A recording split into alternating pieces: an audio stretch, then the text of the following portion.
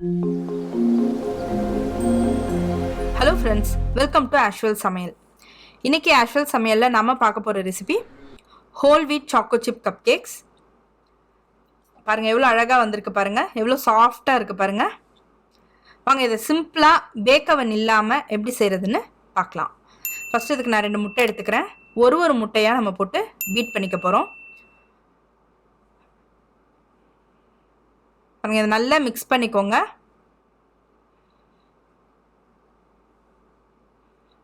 இப்போது இது மிக்ஸ் ஆன பிறகு நான் இன்னொரு முட்டையை சேர்த்துக்கிறேன்.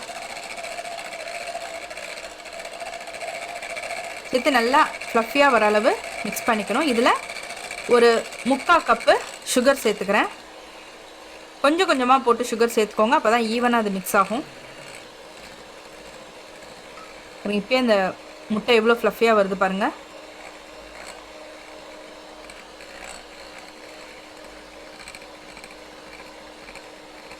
கைவிடாமல் மிக்ஸ் பண்ணிக்கிட்டே இருங்க. எவ்வளோ பேல் கலராக மாறிடுச்சு பாருங்களேன். இந்த அளவு நம்ம மிக்ஸ் பண்ணணும். இப்போ அதில் ஒரு 1/4 கப்பு வெஜிடபிள் ஆயில் ஃப்ளேவர்லெஸ் அதை இதில் சேர்த்துக்கோங்க. எந்த வாசனையும் இருக்கக்கூடாது அந்த எண்ணெயில். அந்த எண்ணெய் ஒரு 1/4 கப் சேர்த்துக்கோங்க. இல்லை உங்களுக்கு பட்டர் வேணும்னா நீங்கள் 1/4 கப் பட்டர் கூட சேர்த்துக்கலாம். பட்டர் நல்லா உருக்கி சேர்த்துக்கோங்க. இதோட நான் ஒரு 2 ஸ்பூன் வெனிலா எசன்ஸ் சேர்த்துக்கிறேன். அதையும் சேர்த்து நல்லா மிக்ஸ் பண்ணிக்கோங்க.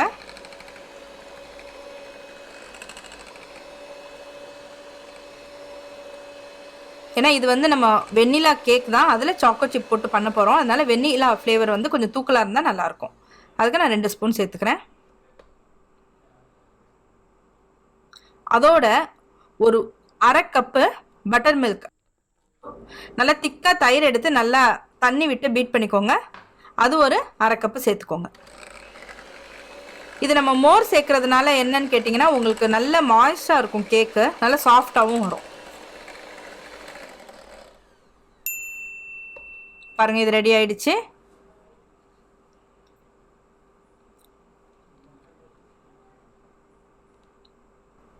இதை எடுத்து இப்போ ஓரமாக வச்சுருங்க.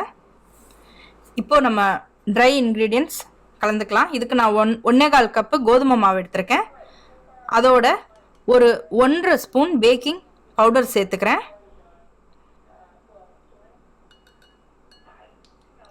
அதோட ஒரு 1/4 ஸ்பூன் உப்பு சேர்த்துக்கிறேன். இதை நல்லா மிக்ஸ் பண்ணி எடுத்து வச்சுருங்க. இப்போ நம்ம கலந்து வச்சுருக்க இந்த மாவை நம்ம ஆல்ரெடி ரெடி பண்ணி வச்சுருந்தோம் இல்லையா, இந்த வெட் இன்க்ரீடியன்ட் இதோட நம்ம மிக்ஸ் பண்ண போகிறோம்.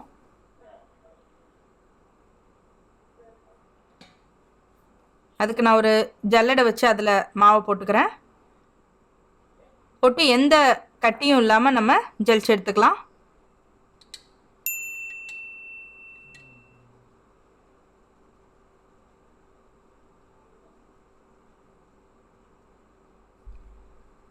இப்போ இதை நல்லா மிக்ஸ் பண்ணி விட்டுடலாம். இது கண்ணா பின்னான்னு மிக்ஸ் பண்ணக்கூடாது. ஓரளவு ஒரு ஃப்ளோவில், அதாவது ஃபோல்ட் அண்ட் கட் அந்த ப்ராசஸில் இதை மிக்ஸ் பண்ணணும். இதோட நான் ஒரு ஸ்பூன் வினிகர் சேர்த்துக்கிறேன். பாருங்கள் இந்த மாதிரி ஃபோல்ட் பண்ணி ஒரு கட் கொடுக்கணும். அந்த மாதிரி தான் கேக்கை எப்போவுமே மிக்ஸ் பண்ணணும். பாருங்கள் பேட்டர் ரெடி ஆகிடுச்சு. இப்போ நம்ம கப் கேக் ட்ரேயில் இதை ஊற்றிடலாம். அதுக்கு இந்த மாதிரி ஒரு ஸ்பூன் எடுத்துக்கோங்க. அப்படி இல்லாதவங்க குழிக்கரண்டி கூட எடுத்துக்கலாம். இந்த மாதிரி நான் லைனிங் பண்ணி வச்சுருக்கேன். இப்போ இதில் இந்த கப் கேக் லைனிங் இருக்கு இல்லையா, இதில் பாதி தான் ஃபில் பண்ணுற மாதிரி நீங்கள் ஊற்றணும். பாருங்கள் பாதி தான் அதில் ஃபில்லாக இருக்கணும். ஏன்னா இது பேக் ஆகும்போது உப்பி வரும், அப்போ மாவெல்லாம் வெளியில் ஊற்றிடும். அதனால் பாதி ஃபில்லாகிற மாதிரி நீங்கள் ஊற்றுனீங்கன்னா போதும். இப்போ இது மேலே கொஞ்சம் சாக்கோ சிப்ஸ் போட்டுக்கலாம்.